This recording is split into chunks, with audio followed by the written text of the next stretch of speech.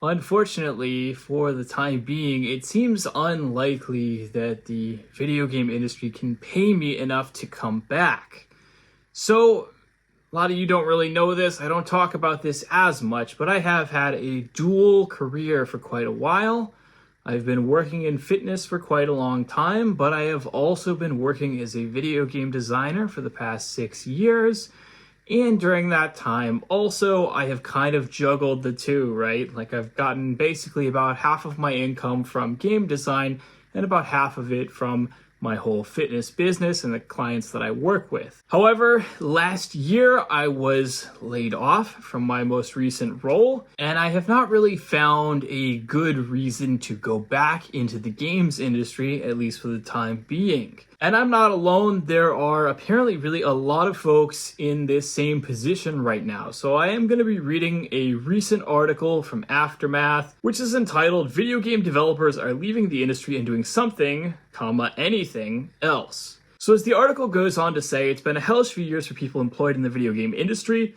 Big studios have been laying off workers every chance they get, while smaller studios are basically just closing. We've read all the stories, we've scanned the numbers of people affected, but what happens to the individuals in the wake of their career being upended? A career video game developer's first instinct upon being laid off or quitting a job that's become too much might naturally be to go and find another job.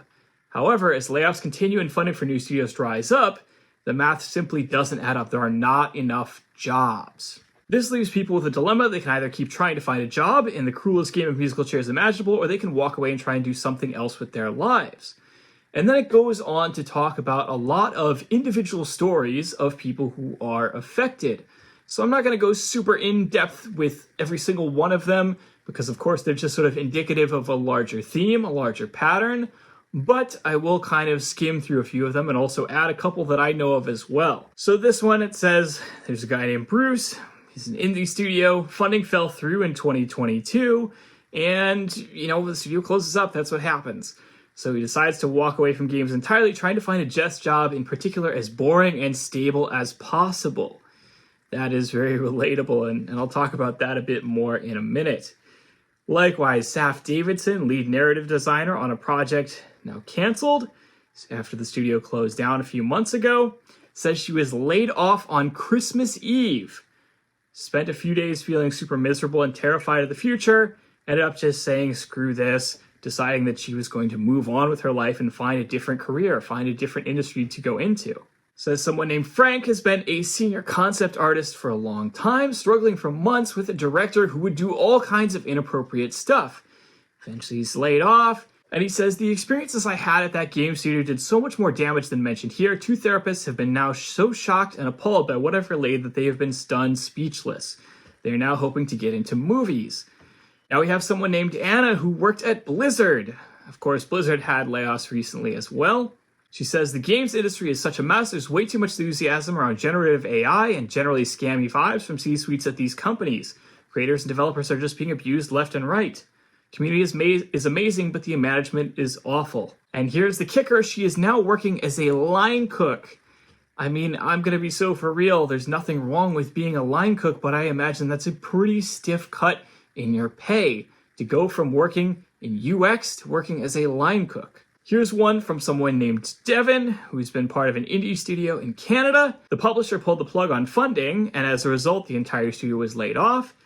He's working on personal games in his spare time, but he is applying for part-time jobs everywhere from libraries to fast food. He says, I used to work at McDonald's for years before getting into game development, and ironically, over the years I worked in game dev. The prospect of working in a kitchen has become much more appealing than being in games. My reasoning is that at least positions like this would allow me time to actually spend my day getting some amount of exercise. I always felt it was just more personally fulfilling to help feed people as a baseline. Likewise, there's someone named Chris, a veteran dev with over a decade in video games, who says he was laid off with twice in 1 year, both times at companies that were very toxic work cultures. The idea of rolling the dice, interviewing to join another possible shit show, was paralyzing. Couldn't even step into my home office without a feeling of dread. I still don't go in there. I've given it to my wife as an exercise room. There are not a lot of interesting options encouraging me to fight through the negativity to get back on the horse. I'm also 46. Looking at my future in a notoriously ageist industry, I started calculating how much longer I was even going to be marketable. And I can speak personally because, of course, I have a lot of friends in the industry. I myself was laid off last year. I know somebody who has been basically trying to find work. She has basically a pretty good resume, but she's been struggling to find work for basically the past 3 years. Maybe she'll get a role, and then 6 months later, it'll vanish. And so it'll be right back on the market collecting unemployment and looking for a job. I also saw recently a story on Twitter from somebody who basically said in response to, I believe it was this article, who essentially said she was retraining as a phlebotomist, which of course is somebody who's trained to draw blood, like at the doctor's office, that sort of thing, do blood tests. And, that's not a very well-paid job. Again, that could be significant, huge pay drop. Again, there's nothing wrong with that kind of job, but you're looking at people who are, basically saying it's more worth it to me to take a huge pay cut and move into a different industry entirely than it is to keep working in this industry. So why is that? What is going on with the industry? So there have been a few big changes in the market that I want to give you for context for the last few years. So the first one is that 2020 really messed with a lot of people's heads. In 2020, everyone was staying inside. Everyone was playing video games. You saw this huge jump in growth for basically all these major studios for their revenue. And I myself saw that personally at the studio that I was working at the time. Basically, we saw our numbers go absolutely bonkers in 2020. And that made a lot of people just a little too optimistic that that was going to be the trend going forward. There was a huge amount of money that was poured into video games. There was a huge amount of money that was spent on making more video games because, of course, that was what everyone was doing. Everyone was staying inside and playing video games during the pandemic. And then, of course, basically things started opening up again. And it turned out that, the industry was not actually making that much more money anymore. And so that caused this huge correction where basically a lot of money got pulled out of the games industry. And this causes a lot of closures, a lot of layoffs, etc. There are some other big factors as well. So there was a massive thing called the Embracer Group, which tried to basically acquire a bunch of video game companies all on debt. With the idea being that they would create this massive, conglomeration company that would make a ton of money or whatever.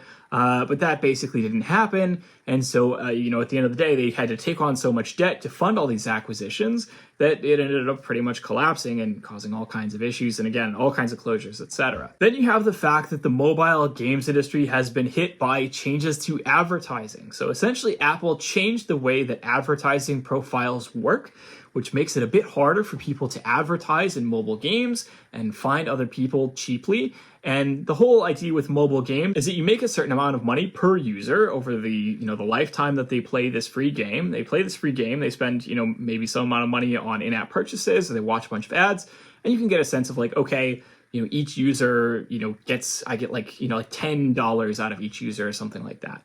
And then you spend a certain amount in advertising costs to get a new user. So you spend maybe, I spend $5 on advertising to get that user. I get $10 out of that user over the course of the lifetime that they play the game. And for me, that's $5 a profit. And then, you just spin that up, you rinse that, repeat that, and so on. But this change that Apple made to the way that advertising works makes advertising in the way that we used to do it a lot more expensive. So now it's like, okay, instead of paying $5 to get somebody, maybe you pay, $8. And these numbers are not representative. These are all just numbers that I'm making up. They're not actually very precise. But you get the idea, right? Your margins go down significantly because you typically have to spend a lot more money on advertising to get customers in the door. And the mobile games industry is extremely reliant on using advertising to get customers in the door. That's just kind of how that market is. So part of this has just been that there have been a lot of these massive changes in the market recently, and that's really causing a lot of problems, and that's causing a lot of layoffs.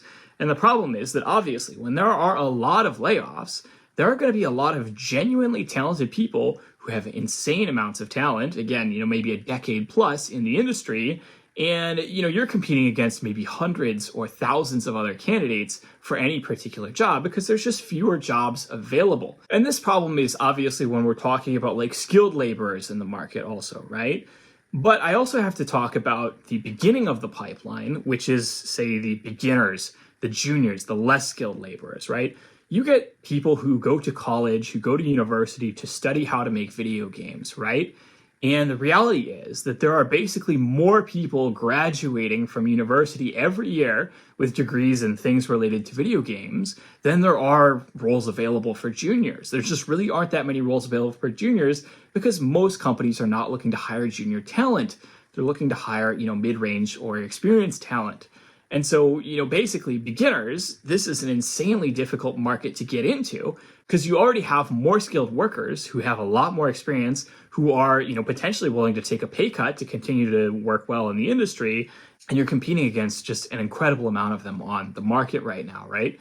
So that creates this problem where it gets harder and harder to even just get into the industry, to even just get started, because there are fewer and fewer roles for beginners, and there's a lot more competition for roles at all levels. And that aside, there are also a lot of problems with the games industry in general. So I think a big issue that we don't really talk about enough is that no one really knows how to make a video game. And I'm not saying that to be cheeky. This is not me trying to, be silly and just be like, nobody knows what they're doing. No, genuinely, the reality is that a lot of people, even with many, many years of experience, just don't really know how to make a video game. They know some small segment of how to make a video game, but not really that much in an overall sense. And a lot of studios are not led by people who have any really good, broad picture of how a video game gets made, does a good job, gets, a lot of money, etc. And so the end result is that a lot of studios are, I would say, a little bit weird. There's no standardized practices. People are not using the same tools. When you go in and make a video game, obviously nowadays a lot of people are using Unity as their game engine, but you can see job postings that want 4 different kinds of tools that people are used to working with.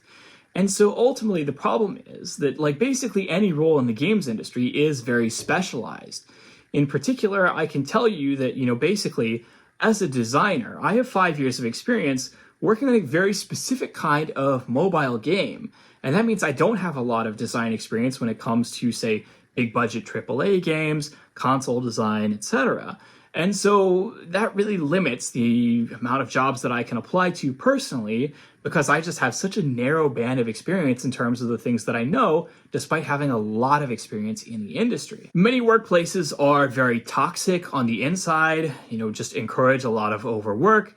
There used to be this whole concept of crunch, right? The idea that you'd have these people who were basically being forced to work, 6-7 days a week, endless hours, basically never going home. And that was this big, big drama, I want to say, back in the 00s and the 2010s, right? And I think a lot of studios tried to pull back a little bit on the idea of crunch culture because it got such a bad name. But that doesn't necessarily fix the underlying issues with the whole, structure of many studios, right? Many studios are still run by people who think like that. They don't necessarily say, okay, you have to do crunch, but they will punish you if you're not trying to go above and beyond to, earn every single penny of your paycheck. I have worked in the industry for 5 years. I have been, I would say, pretty lucky to work at studios that were relatively relaxed in terms of not being ultra stressful. But even then, I basically left my first studio in part because it was getting pretty stressful. I was seriously snubbed for a title rise. I was promised that I would be given one, and then instead they just hired in a more senior guy over me who didn't really understand the game that we were making, and as a result made a lot of choices that I thought were pretty poor. And of course, my wife is also in the games industry, and she has seen a lot more of it than I have. She's seen an insane amount of pushback, an insane amount of toxic workplaces, an insane amount of just leadership constantly hamstringing you every step of the way and then being mad that you can't deliver or perform. Incredibly toxic workplaces. Another issue that maybe doesn't get talked about as much as it used to, but is certainly still a big issue, is that very often the video games industry is very distributed all over the world. You have maybe, a couple game studios in every major city, and so ultimately it's okay, maybe you get laid off at one studio, and the other studio is not hiring, so now you have to look, for a different role in another city, right? Which is probably going to mean that you're going to have to move. Obviously, that's changed a little bit with the shift to a lot more companies doing remote work or some kind of hybrid work, but I can't tell you how many times, it's there'd be this great role if only you're willing to move halfway across the world. And that's what we did. We have moved an incredible number of times in the past 10 years, specifically because we have always followed around my wife when she gets a new job. And so as a result, we have been in California, we have been in Portland, we have been in Seattle, we have been in the UK, we have been in Denmark. We have been in all of these places in the past 10 years because we have to move around so much, and that also really enacts a heavy toll, right? Like certainly companies will sometimes cover the moving costs, sometimes help with the relocation costs, but getting up and moving to another country is a completely stressful experience, which really, takes a lot out of you above and beyond just the monetary costs, right? What? And that made it really hard, I would say, for us to really, save up or prepare for a future when we constantly had to clear out our bank accounts to move around. We're very lucky that we have been able to stay in the UK for the last 5 years, because this is basically the longest that we have stayed in one location for a very long time. And even then, the average length of a job in the games industry is like 2 or 3 years. You really don't end up spending very long in any particular studio, simply because that's just the way it is. Earlier in this article, they described it as kind of like a game of musical chairs, right? And that's kind of what it is.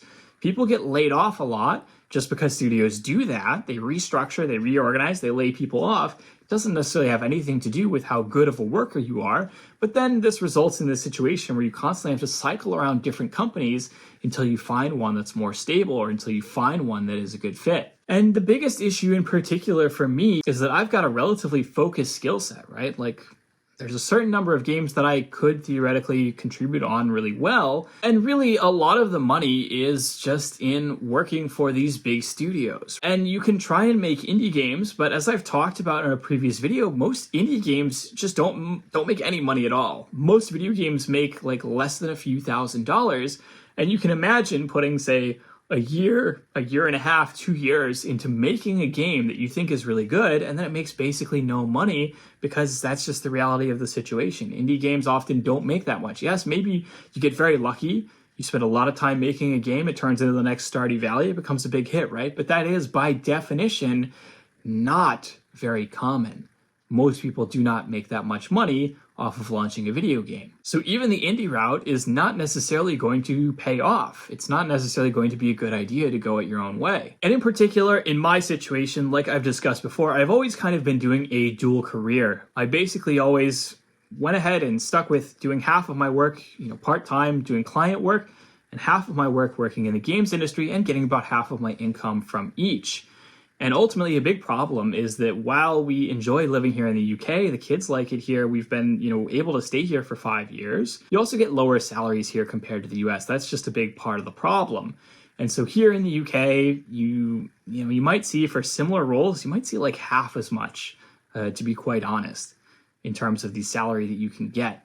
And so for me, it's very silly, going into these interviews where it's like, okay, I'm interviewing for a role that might be like 50,000 when it could easily be, 100,000 plus, even when you factor in the exchange rate for the same level of experience in the US, right? Basically, last year I was laid off very abruptly. I was not happy about the situation. It happened right before Christmas, so it was a pretty bad time for, me and my family. And at the time I said, okay, I'm going to interview around a little bit, but I really couldn't find a lot of roles that would be a good fit for me. Even when I could find roles that would be, somewhat decent of a fit, it was honestly often very insulting. I would often have to, be willing to take a pay cut, be willing to take a title cut, just to be able to continue working in the industry. In particular, there was one role that I found very insulting where basically I interviewed for the role and I had to do a design test as part of the interview process. And the design test had a question on it that was such a bad question. I'm not going to get into details or specifics on this because this might tell you, what the company was. But, basically it was such a bad question that I was like, surely you're messing with me. Like you must be trying, this must be a trick question. You must be trying to screw with me because there's no way in their right mind that anyone who knows anything about game design would ask this question.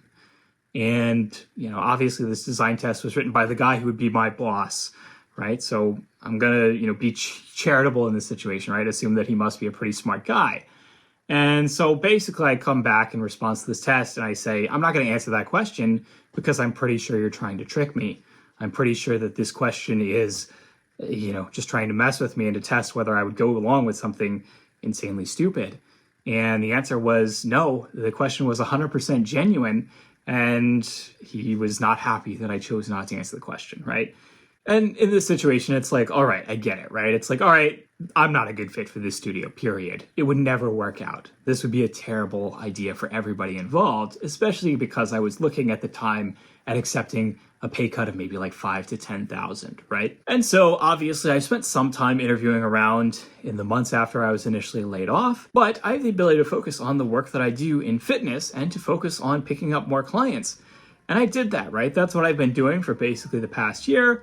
Yeah, I interview around a little bit here and there when I see something that might be a good fit, but it's been realistically only a handful of potential roles in the past year. And during that time, I've focused on scaling up my client business, and I have successfully scaled up my client business to the point that I completely replaced the income that I lost from being laid off. If you think about that and you look at it, basically today, I now work less than I did a year ago, because a year ago I was splitting my time, basically about evenly between my clients and, working for this game studio. And now I spend maybe a little bit more time working on clients. I obviously spend a little bit more time on making YouTube videos and things like that, but it's nowhere near the same level of workload, and I'm making the same amount of money, right? And if I wanted to get say another job in the games industry, I could make an incredibly much more money than I do now, right? But the reality is that I work less, I earn basically the same amount, and I could have the ability to continue scaling my business further, right? Like I could spend, say, another year scaling my business and potentially even make up that money plus some, right? I could, say, add on quite a lot more. And so when I look at it like that, the question is like, is it worth it for me to spend all my time working for a studio where maybe I'm not going to enjoy it, maybe it's going to be highly demanding, maybe it's going to be a pretty crappy environment, and at the same time, I'm going to be underpaid relative to what I could be making elsewhere, and it's just going to be a huge waste of my time, right? Realistically, looking back at the numbers, I'm going to be quite honest, the last job that I had in the games industry was actually a career misstep for me. It was actually something that cut my earning potential relative to what I could have made if I had just spent that time focusing on developing my business further. And so it is kind of incredible to say this, but a lot of people think of video games as like a nice, fun industry. You get to work on things that you're passionate about and you get paid really well, right? Well, yes, some people can get paid really well if you get lucky that you get one of those jobs at one of those big studios that pays pretty well and is pretty stable and so on. But many games jobs are very stressful. I think it's kind of rare that you find a studio that is really stress-free. You got a lot of pressure both internally and from outside the studio as well. You're often expected to work long hours. You have a highly, highly niche skill set that does not have a lot of transfer. So often if you get laid off, you really struggle to find another role, or you struggle to find, a comparable level of employment, especially in the current financial position that the games industry is in. And you add all that stuff up together, and to me, the math just doesn't necessarily make any sense. I'm lucky that I have this dual career and I can focus on other things that are able to make me a bit more money, right? But not everyone has that. I know that it's been a harsh year for a lot of people in the game development industry. I know quite a few people who have been personally affected by these layoffs and are really struggling to find new roles, despite, again, these people often having a decade or more of experience, an incredible amount of experience in this industry, right? And that creates a situation, right, where basically what's going to end up happening is that a lot of people are going to quit. A lot of collective knowledge that the industry had is basically going to vanish because those people are going to end up being, McDonald's fry cooks or phlebotomists or what have you. You're going to have new people come into the industry who don't have nearly the same skill set or don't have nearly the same level of wisdom. And ultimately, I think the quality of the industry is going to suffer for a while because of that. Am I saying it's the end of the industry? Of course not. Am I saying all games are suddenly going to be bad? Of course not, right? There are always pockets. There are always, parts of the industry that are good, that retain their talent, that pay them well, and so on, right? But obviously, those can only be in the minority, and the majority of the industry is a really tough place for a lot of people right now, myself included. So that's all for today's video. I hope you have enjoyed it. As always, don't hesitate to like, comment down below. Let me know what you'd like to see in future videos. Subscribe, smash the notification bell, all that other stuff. Have a good week. I will talk to you all next week.